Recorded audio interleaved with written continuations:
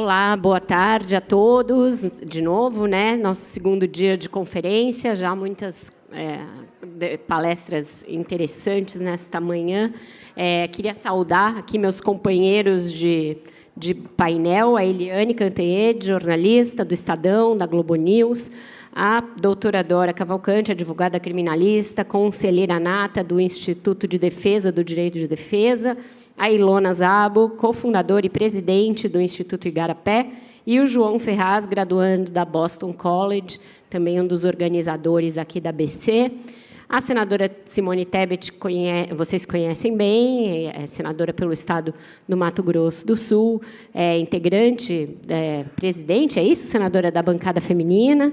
Eu não sei se tem esse cargo, mas, enfim, ela é uma das responsáveis pela existência, inclusive, da bancada feminina no Senado. Atuou, em nome dessa bancada, muito ativamente na CPI da Covid e agora é pré-candidata do seu partido, o MDB, à presidência da República. Senadora, boa tarde. Obrigada por estar aqui com a gente, remotamente. Eu queria começar perguntando à senhora sobre essa sua caminhada à presidência da República. Vocês combinaram que pelo menos três partidos, o MDB, o União Brasil e o PSDB, apresentarão um único nome à presidência e que essa escolha foi antecipada, se dará em maio. Eu queria entender melhor como vão ser os procedimentos que vão levar a essa decantação e se a senhora está segura de que, entre os pré-candidatos que existem nesses partidos, existe uma disposição real de abrir mão em favor de outro. Olha, pode falar. Perfeito, obrigada. Bom, eu quero, em seu nome, em nome da Eliane, cumprimentar toda a imprensa que está dando a cobertura dessa conferência. Quero, em nome também dos demais componentes da bancada, Ilona e Dora, cumprimentar essa mesa de uma forma muito especial, cumprimentar o nosso graduando Ferraz, que está representando todos os jovens, hoje estudantes de Harvard e MIT, agradecer o convite em nome do professor Hussein, que fez o contato, e pedir desculpas pelo fato de ser virtual. Estava num compromisso inadiável ontem e não pude, infelizmente, chegar a tempo para poder participar presencialmente. Pois bem, eu tive a oportunidade, Vera, de rapidamente ver alguns painéis anteriores e vi que o tema central é sempre democracia e não poderia ser diferente. Hoje, nós estamos vivendo tempos difíceis, nós estamos diante de retrocessos e nós não podemos ficar omissos diante disso. Eu venho de uma geração, que é uma geração de jovens que pediu autorização para os seus pares para poder ir às ruas gritar por direta já.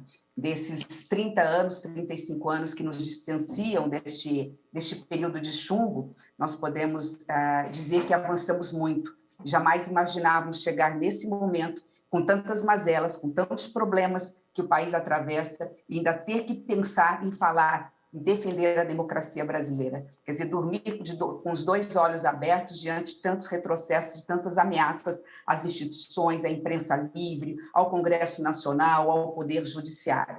Então, diante disso, eu faço hoje parte, e essa é a sua pergunta, de um centro democrático, como aconteceu lá atrás, quando o MDB abraçou todos aqueles que vieram de outros partidos que foram fechados. Hoje o MDB também, ao lado do Cidadania, do PSDB, do União Brasil, se agigantam num único interesse comum. Então, de forma bem objetiva, Vera, nós começamos com 7 pré-candidatos no final do ano, viramos o ano com 5, foram 4, 3, hoje nós temos absoluta certeza que o Centro Democrático, dia 18 de maio, estará escolhendo um único candidato ou pré-candidato à presidência da República. Quem quer apoio tem que estar disposto a dar apoio.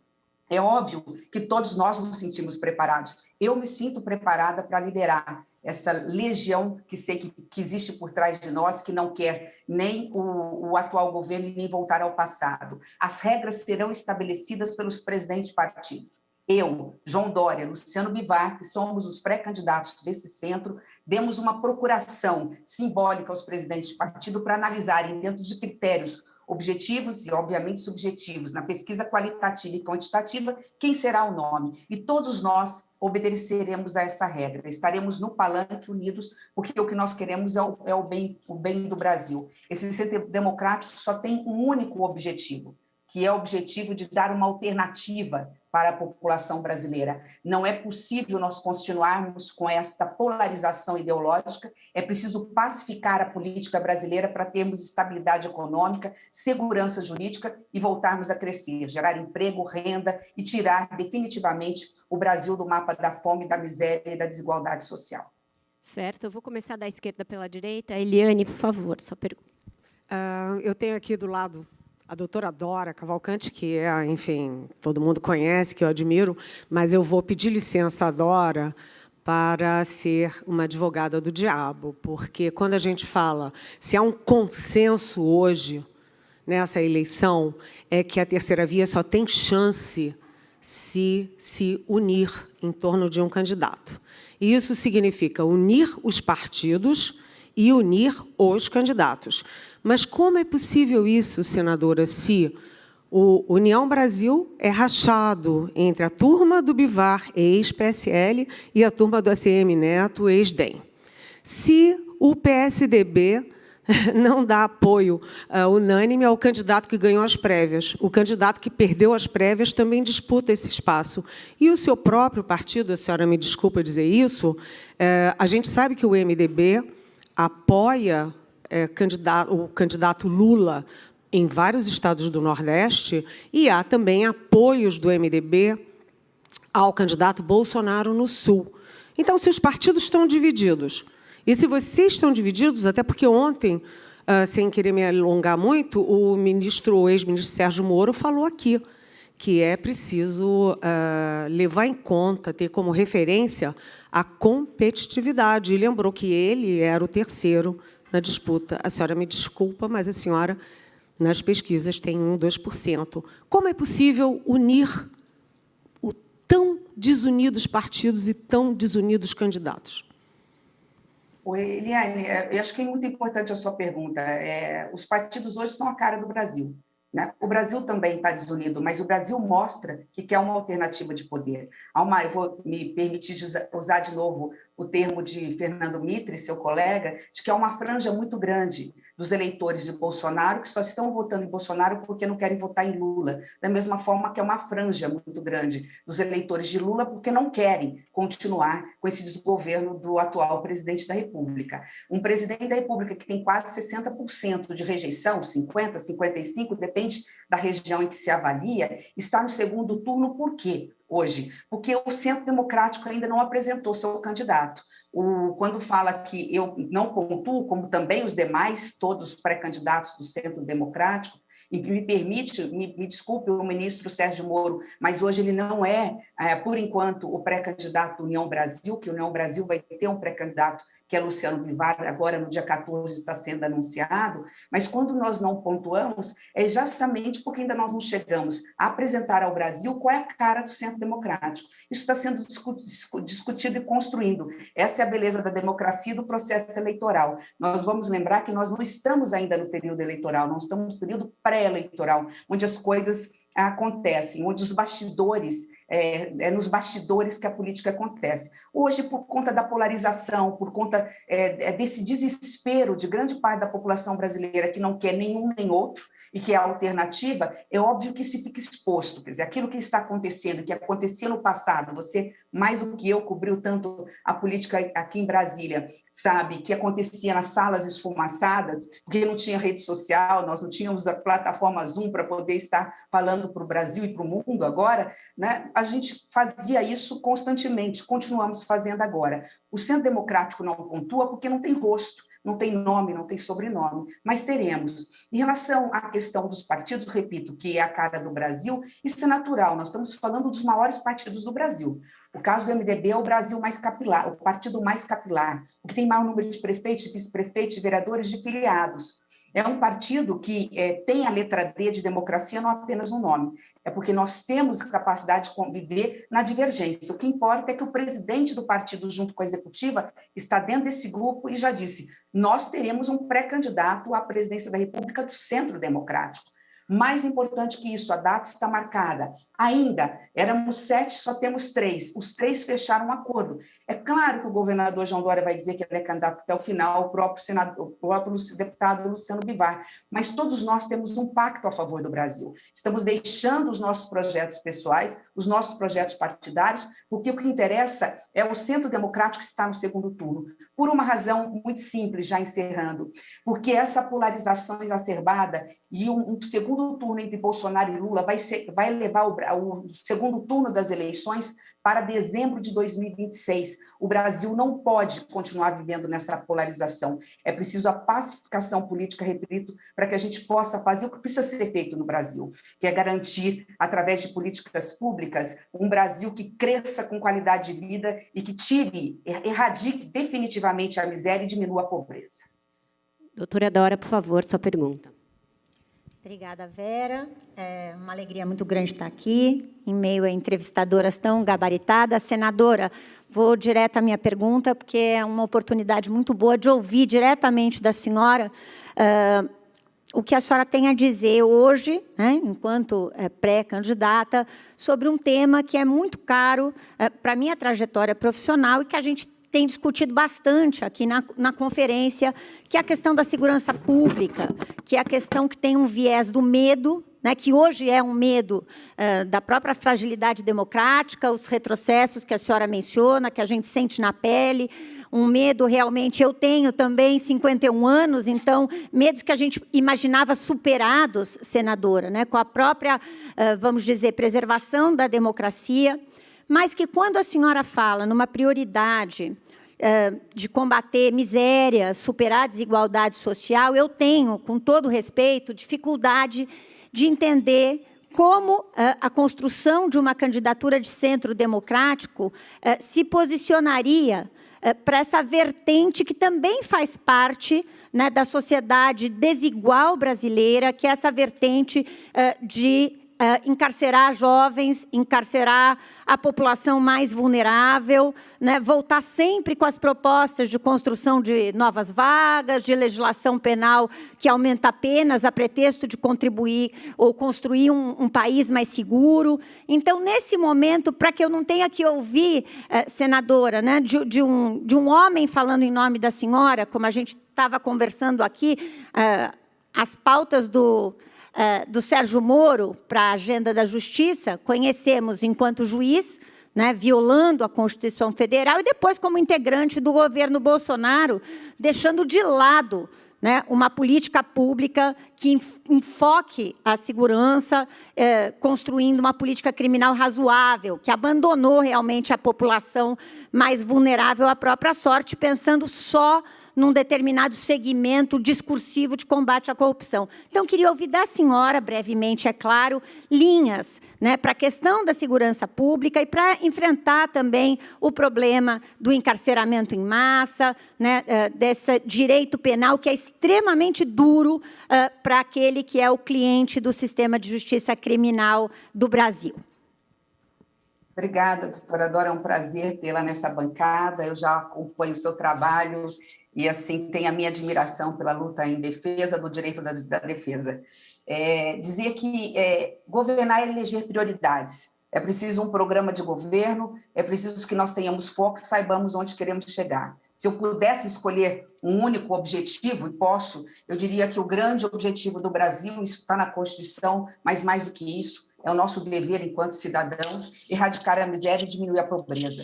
Isso a gente faz com diminuição, na luta por diminuir a desigualdade. E quando a gente fala de desigualdade social, desigualdade, a gente tem que lembrar que a gente tem que fazer um recorte muito significativo.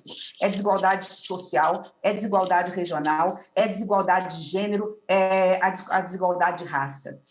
Digo isso tudo porque, obviamente, nós temos que ter pelo menos 3 premissas. Eu não vou me delongar, porque eu acho que o assunto vai voltar à baila e eu posso, obviamente, que podemos conversar e debater sobre isso. É óbvio que nós temos ações emergenciais em relação a essa questão da desigualdade, que a renda básica, o Auxílio Brasil, assistência social, o SUAS, né, zerar a fila, por exemplo, da Previdência, e nós temos como fazer isso das pessoas que estão na fila para poder ter direitos previdenciários, e a gente pode discutir isso tudo. Mas há 2 pontos que se interligam. né? Um deles, eu sou professora universitária, um deles é a educação. E quando a gente fala de educação, nós estamos falando de uma coisa muito maior. Nós podemos também trabalhar e discutir esse tema no segundo momento, porque acho que a sua pergunta, senadora, ainda é mais objetiva. E o segundo, obviamente, que trata da questão da segurança pública, que é o que você está me... Desculpa. Oi? Deixa eu só pedir para a senhora, eu acho que a senhora está batendo no seu microfone, está fazendo um ruído. Só tomar cuidado, acho que o microfone está pendurado no fone, só tomar cuidado para não bater a mão. Obrigada. Desculpa. Obrigada. Pode continuar. Peço desculpa aí pelas dificuldades. Eu nasci na era analógica, estou Não, todos nós, não se preocupe com isso. Melhorou? Melhorou. Então, tá. Bom, então, paralelo à questão da educação, é óbvio isso, a gente pode voltar a falar, apenas um parênteses em relação a ela, nós temos que acabar com essa lenga-lenga de dizer que ensino fundamental, ensino básico é responsabilidade de estados e municípios, isso é responsabilidade da União como coordenadora geral, afinal é ali que estão a maior parte dos recursos pagos pelos impostos do povo brasileiro, numa ampla concertação, envolvendo especialmente a pedagogia, né, os professores, a valorização dos professores nos bancos das universidades, numa repaginação completa, né, da graduação desses nossos professores. De outro lado, nós temos essa preocupação com o mundo real, né, um Brasil violento, um Brasil que prende muito e prende mal, onde temos lá mais de 700 mil encarcerados, e quase metade disso de vagas faltando. Por quê? Prendemos muito, prendemos mal, prendemos mais pobres e negros.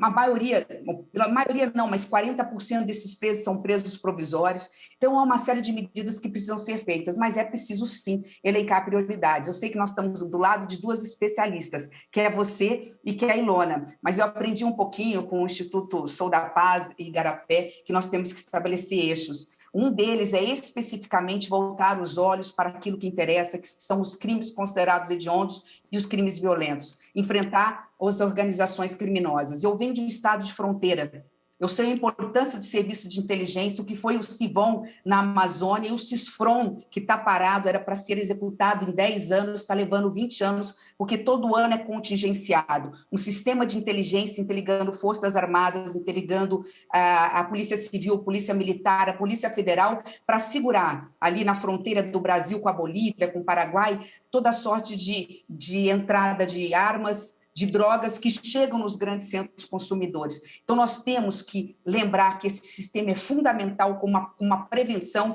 mas não podemos esquecer que eu acho que a sua pergunta específica do sistema carcerário. O sistema carcerário que é injusto, o sistema carcerário que é cruel, o sistema carcerário que deixa 40% dos nossos presos aguardando sentenças, muitas vezes réus primários que foram pegos, apenas um dado, não vou me delongar, que eu acho que a Ilona vai dar uma aula e vai fazer alguma pergunta nesse sentido também, mas apenas para dar um exemplo de algo que me chamou a atenção de forma muito, muito triste, né? A maior parte dos nossos presos por questão de drogas, é porque foram, somente no estado do Rio e São Paulo, foram pegos com algo em torno de 40 gramas. Eles entram como usuários, isso é uma questão de saúde pública, isso o Código de Processo precisa rever, e ele sai na escola do crime como alguém que teve que acabar cedendo à organização criminosa. Então, é óbvio que passa pela valorização do policial, por rever o sistema carcerário, rever o Código de Processo Penal,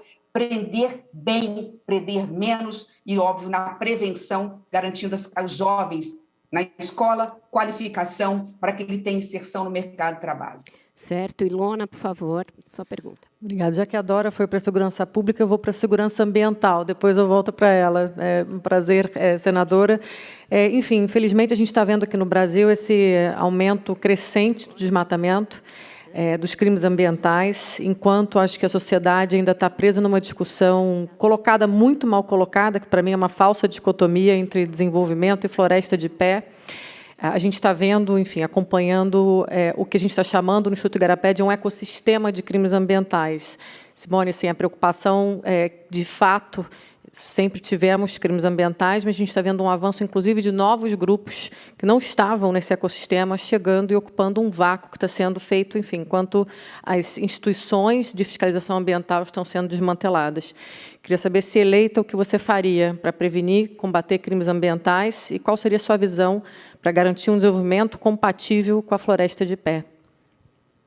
Obrigada, Ilona. A gente tem percebido mesmo que quanto mais eficiente se torna o sistema de segurança pública nos grandes centros, na região do Sudeste, mais se joga o crime organizado para regiões mais distantes, menos controladas, com menos participação ativa do sistema de segurança. Bom, graças ao seu instituto, o Senado aprovou o SUSP, né, que teve a participação muito grande do Instituto Igarapé, que é o Sistema Unificado, único de segurança pública, dentro daquela máxima, de novo, de que segurança pública não é só responsabilidade do Estado, do Estado enquanto Estado-membro, né, dos Estados da Federação Brasileira, mas tem que ter a coordenação do governo federal, não só porque o governo federal tem os recursos e tem os dois fundos tão importantes, como é o Fundo Penitenciário e o Fundo Nacional de Segurança Pública, mas é porque também tem todo um sistema de logística que tem a capacidade de um sistema nacional integrado de inteligência fornecer de forma ampliada a todos os estados e municípios nessa coordenação.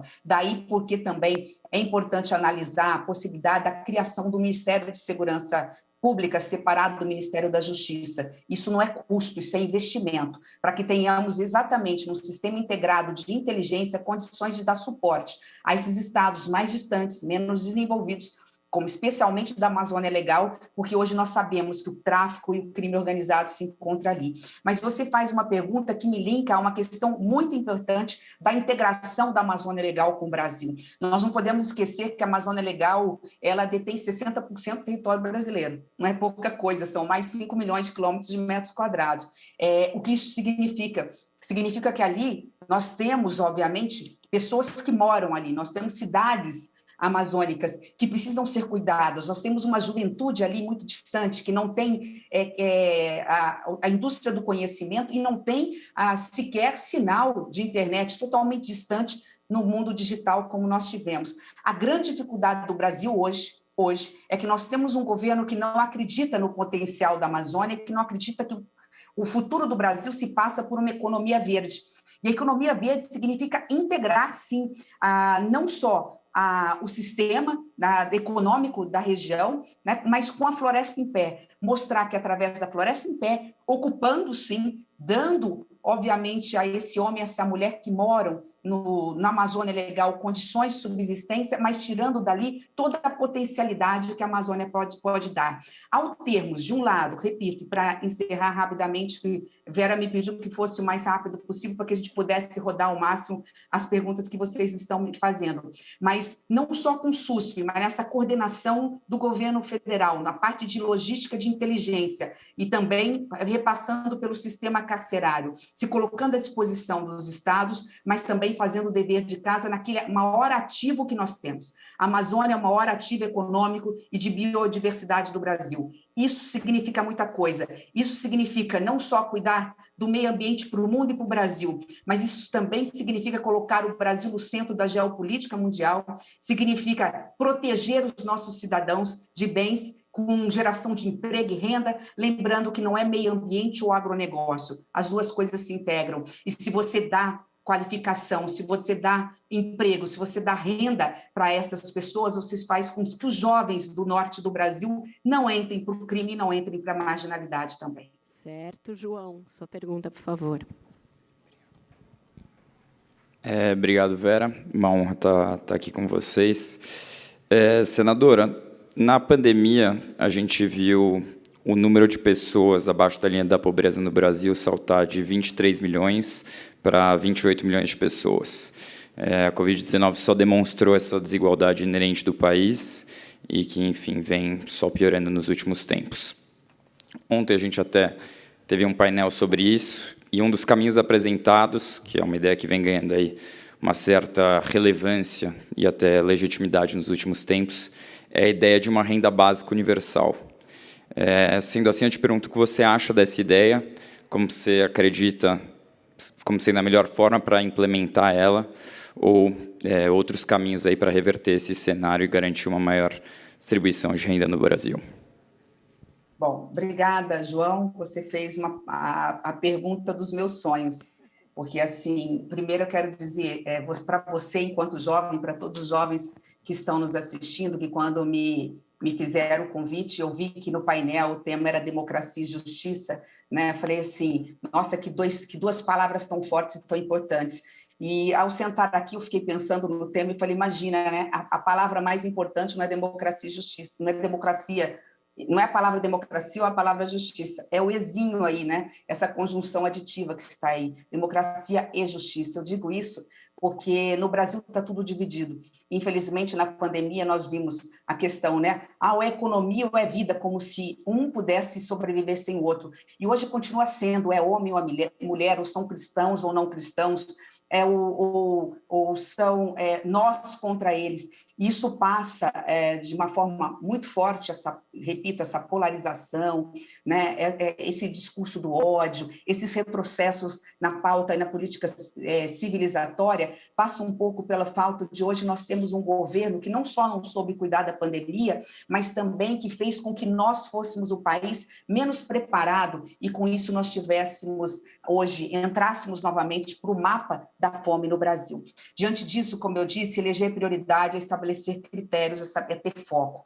O foco do Centro Democrático, o foco da minha pré-candidatura é aquilo que está no artigo 3º da Constituição, erradicar a miséria. Isso é possível. É possível. Hoje nós temos algo em torno, era em 2021, eu não sei hoje, o IBGE colocava algo em torno de 5,7%, né, da população brasileira abaixo da linha da pobreza, na mais absoluta miserabilidade. 27 milhões de pessoas que não comem direito no Brasil, que apenas fazem no máximo, uma e meia refeição. Nós temos 5 milhões de crianças dormindo com fome no Brasil. É possível erradicar a miséria e diminuir a pobreza, diminuindo a desigualdade social. E aí você tocou num ponto, quem tem fome tem pressa. É óbvio que nós temos que ter 3 pilares, aquilo que vamos fazer em caráter emergencial, aquilo que vamos fazer a médio prazo e aquilo que leva 4, 8 anos para ter resultado. Eu diria que o que é mais longínquo é a educação, que começa agora, em 2, 3 anos, começa a ter resultado, em 8 anos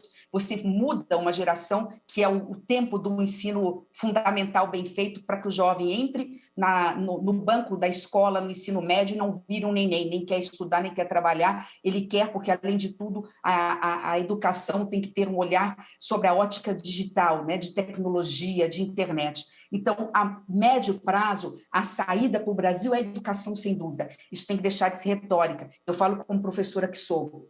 Do outro lado, que é o que você me pergunta, e me fazendo um outro paralelo, mas algo mais imediato, que tem um resultado mais imediato, que você pode fazer em 6 meses, é aprovar a tão sonhada reforma tributária.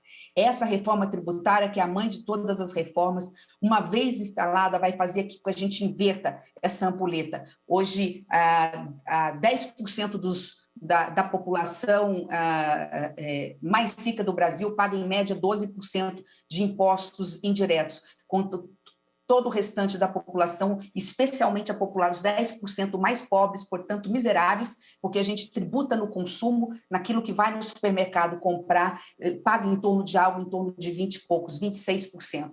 Então, a reforma tributária por si só já faria com que a gente pudesse readequar e fazer com que, e essa reforma coloca que as 9 faixas mais pobres, todas as 9 faixas, dividindo em 10 faixas a renda da população brasileira, 9 faixas pagariam menos impostos por conta de diminuir o imposto do consumo. E apenas a última faixa, portanto, os 10% mais ricos, é que teriam um aumento da carga tributária. Isso se chama justiça tributária, se chama justiça social. E agora a sua pergunta de forma objetiva, desculpa, mas acho que é um tema extremamente relevante. Sem dúvida nenhuma, quem tem fome não tem pressa. Ações emergenciais. Eu aprovei o auxílio emergencial, o governo queria pagar R$200, nós lutamos para que fosse 600.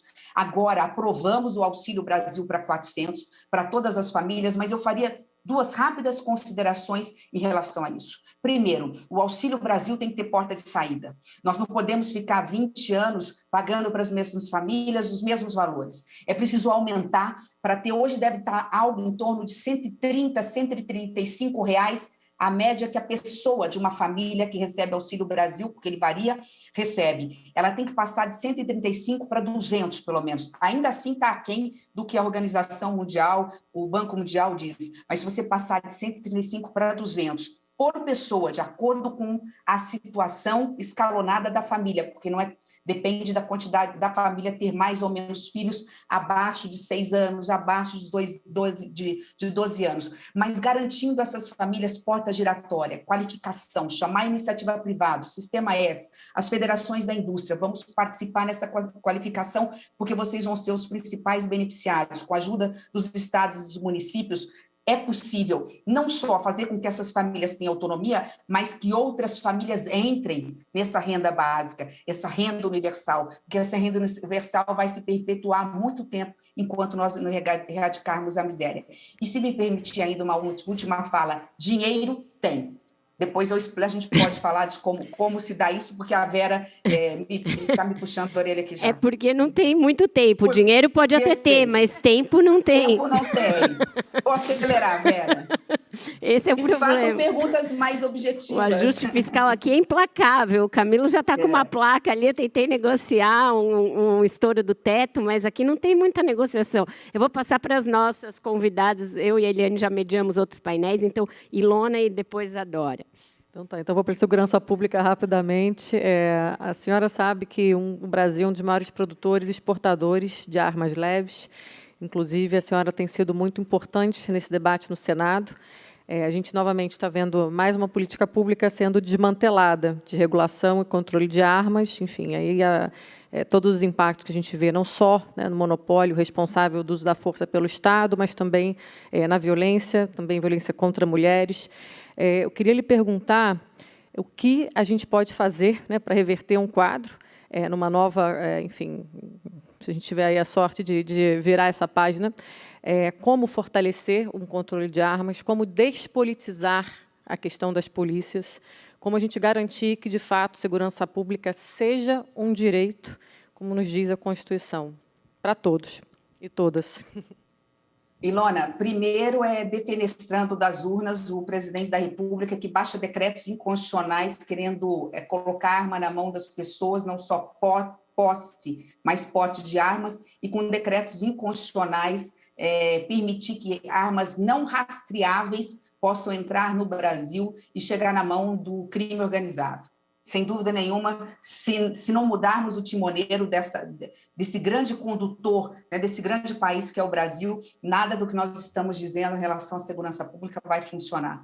Segundo, se me permitir, eu não vou voltar, mas só para lembrar, não vou voltar a falar a questão das fronteiras. Eu sou de um estado de fronteira, eu nasci no interior do Brasil, sou de Mato Grosso do Sul, faz divisa com os maiores produtores da América Latina, quiçá do mundo de cocaína e de maconha. É dali que vem. Se nós não tivermos um serviço de inteligência integrado, repito, Forças Armadas, Segurança Nacional, Segurança Pública, comandos militares e Polícia Federal, nós não vamos conseguir conter a entrada de armas no Brasil. E terceiro, não admitindo retrocessos. Eu tenho dito muito, quando tem me perguntado sobre qualquer assunto que paira hoje no Senado, como querer mineração em terras indígenas, regularizar desmatamento ilegal na Amazônia, e mesmo a questão de armas, é o seguinte, que para chegarmos a 2023, nós temos que sobreviver a 2022. E lá a bancada feminina e uma série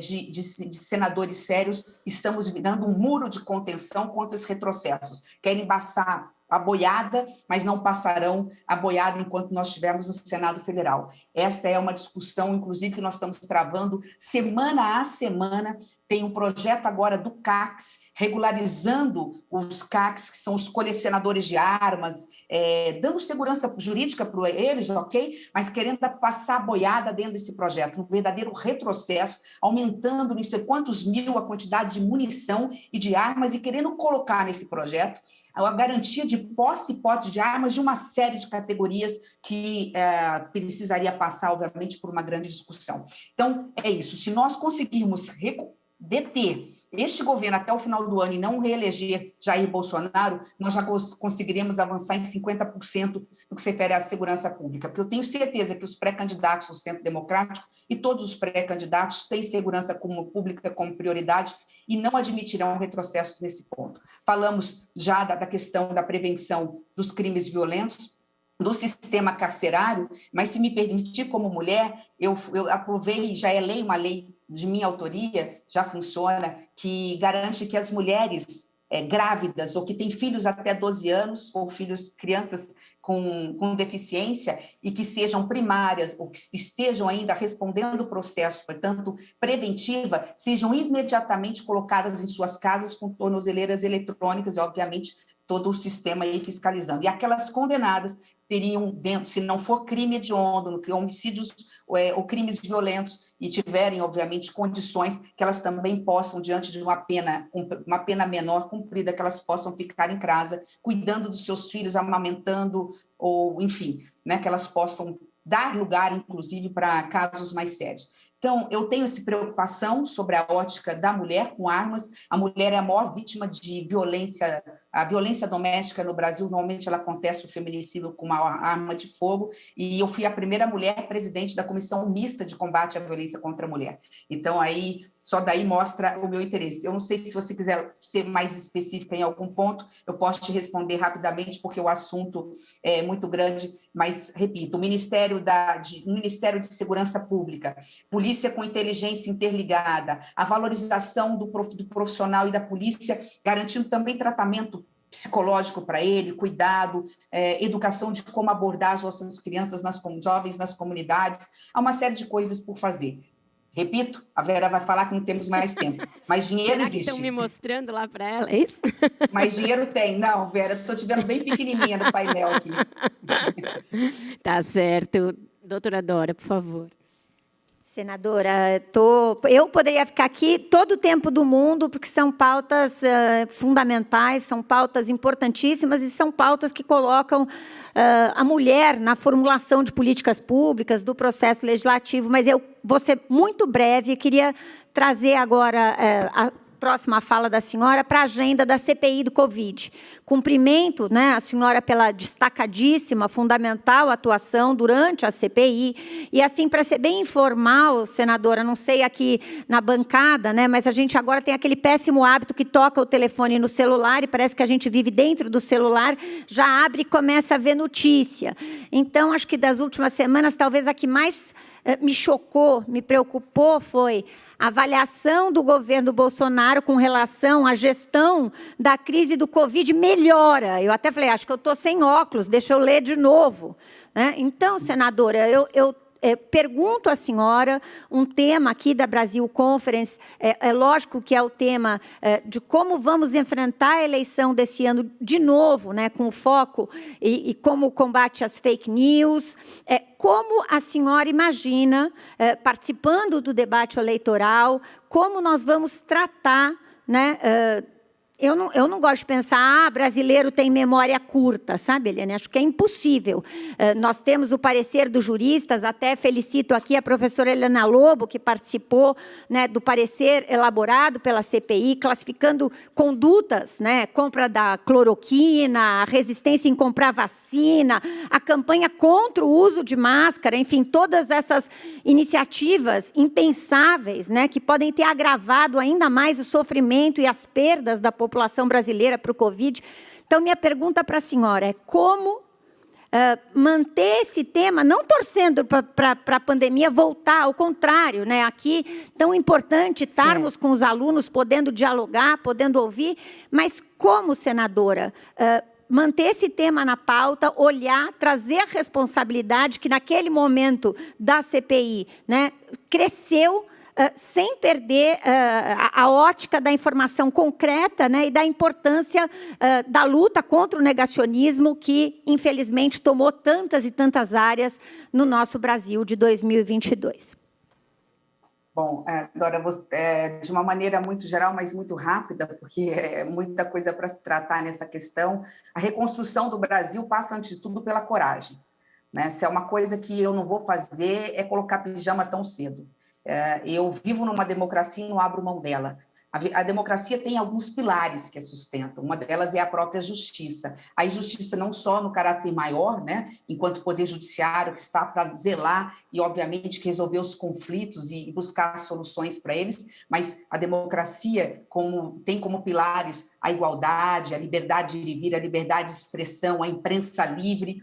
e, a partir disso tudo, a justiça social, que é isso, né? Igualdade de oportunidade para que todos possam, como esses jovens brilhantes, talentosos, estudando em Harvard, MIT, poderem ter uma oportunidade de vida. Mas isso tudo sem a verdade não serve. Nós temos um governo que mente descaradamente.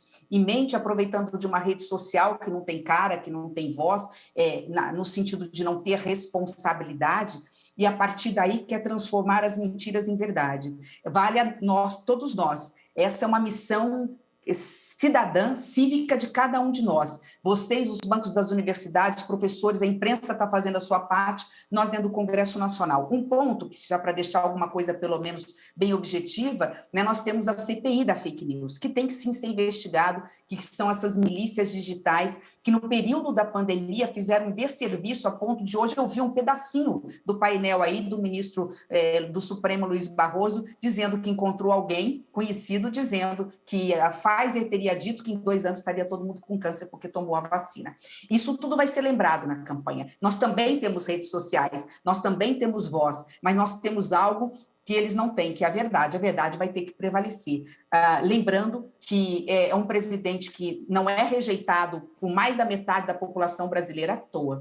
E aí, se você me permitir, é importante, já que eu estou falando para jovens, dizer uma das razões da existência desse centro democrático, que a Eliane também me instigou, e também a minha angústia, né, Eliane, dentro dessa aflição. O Centro Democrático só tem uma razão de existir. Ele está aí, se alguém perguntar assim, por que, né, esse Centro Democrático existe? Basta olhar em cada esquina das cidades brasileiras, nós temos a razão do porquê desse Centro Democrático. Né? Ali nós temos o mais cruel retrato da população brasileira. Nós temos famílias inteiras dormindo ao sereno, nós temos a apatia dos nossos jovens de um lado, a revolta de outro, não querendo falar de política, nós temos o abandono dos nossos idosos e nós temos o desespero das nossas famílias. Isso tudo é muito forte. Não tem mentira que sobreviva à realidade dos fatos. E a realidade dos fatos é que o Brasil está passando fome, o Brasil vive retrocesso, o Brasil tem um desgoverno, tem um governo que não ama seu povo, um governo que mente descaradamente, que é desumano, cruel e grosseiro, que fez o Brasil virar um páreo internacional. Eu faço política há muito tempo e eu falo que eu não vou desistir do Brasil, nem da política, nem desse centro democrático, porque ele precisa estar no segundo turno. E a partir daí a população decide a sua vida. Mas nós temos que tirar um governo que no momento mais difícil da população, que a população brasileira estava vivendo, que não tinha medo da pandemia, desculpa, Vera, já estou encerrando, não tinha medo da pandemia, já que não queria tomar a vacina e andava de moto pelos 4 cantos do Brasil, não teve a capacidade de ir num hospital, abraçar uma mãe, abraçar uma filha, um filho que perdeu seus pais, os seus avós. Então, essa indignação da mulher e da mãe vai estar na minha voz, seja como pré-candidata do centro ou no palanque, apoiando quem quer que o Centro Democrático escolha. Porque como mãe, como mulher, como professora e como cidadã, eu não quero viver num país que mente para os seus filhos, que não ama a sua família e que quer colocar um contra o outro e transformar a mentalidade dos nossos jovens. Eu sei que o tempo está terminando, Vera, eu não sei se eu tenho tempo sequer de me despedir de vocês. Me desculpa aí o desabafo, não sei por que ele aconteceu. Não, imagina. Temos ainda 2 minutos, eu vou passar para a Eliane fazer, então, a última pergunta, pedindo para ser realmente uma síntese, para a gente não estourar muito aqui. Senadora, a gente não pode terminar esse nosso painel brilhante com uma pergunta sobre gênero, porque a gente teve no Brasil 3 prefeitas, as primeiras prefeitas de capital, a Maria Luísa Fotinelli, em Fortaleza, a Lídice da Mata, em Salvador, a Luísa Erundina, em São Paulo, que comeram o pão que o diabo amassou, inclusive por pressão dos próprios partidos.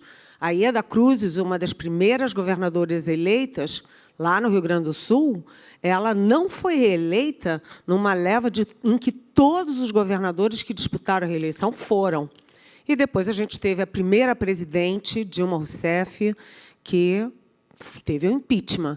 Então, eu lhe pergunto, o fato de ser mulher é um trunfo ou um obstáculo, tanto na campanha quanto no eventual exercício da presidência da República? Eu espero que nenhuma coisa nem outra, Eliane. Eu quero, já agradecendo a oportunidade de poder estar com todos vocês e me dirigindo a todos esses jovens, eu vou responder muito rapidamente a sua pergunta, mas me permitir aqui me dirigir especialmente aos jovens que estão fora do Brasil, que não percam a esperança, porque há saída. Há uma legião de pessoas no Brasil, no Brasil adentro, dentro e fora da política.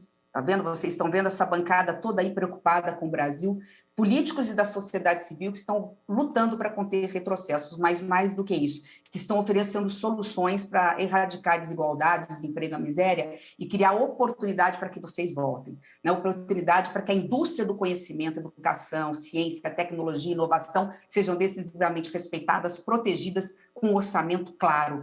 E com isso eu quero dizer para vocês o seguinte, que nós queremos vocês de volta, né? Que esses talentos possam voltar. Se vocês quiserem, nós temos a obrigação de dar a oportunidade para que vocês vivam bem e felizes aqui. Seus pais querem vocês de volta e nós queremos também. Se for da vontade de vocês, o Centro Democrático, qualquer candidato democrático terá condições de transformar o Brasil no Brasil do futuro. Mas na palavra da Eliane, eu não podia terminar esse painel falando daquilo que somos na nossa essência. Somos todas, com exceção do Ferraz, somos todas mulheres, e somos todas mães, e somos todas cidadãs. Seja de que forma for, no palanque ou no Planalto, vai ter sempre que ter uma mulher para falar do Brasil que queremos e para quem queremos. Hoje a mulher vota em mulher. Hoje a mulher sabe que uma mulher empoderada, ela puxa a outra. E hoje a mulher sabe que ela tem o direito de ser protagonista da sua própria história. Chega de sermos coadjuvantes, homens e mulheres juntos. O Brasil só tem 15% de mulheres que representam, de alguma forma, as mulheres, enquanto o mundo tem 30%. Quando nós tivermos 30% de mulheres na política e nos comandos da iniciativa privada, nós transformaremos esse Brasil no Brasil que é o sonho de cada um desses jovens. Um Brasil de igualdade de oportunidades, um Brasil feliz, um Brasil que abraça e que acolhe seus filhos. Obrigada, Eliane, imensamente pela pergunta que você me fez. Obrigada, senadora. Obrigada, meninas e João.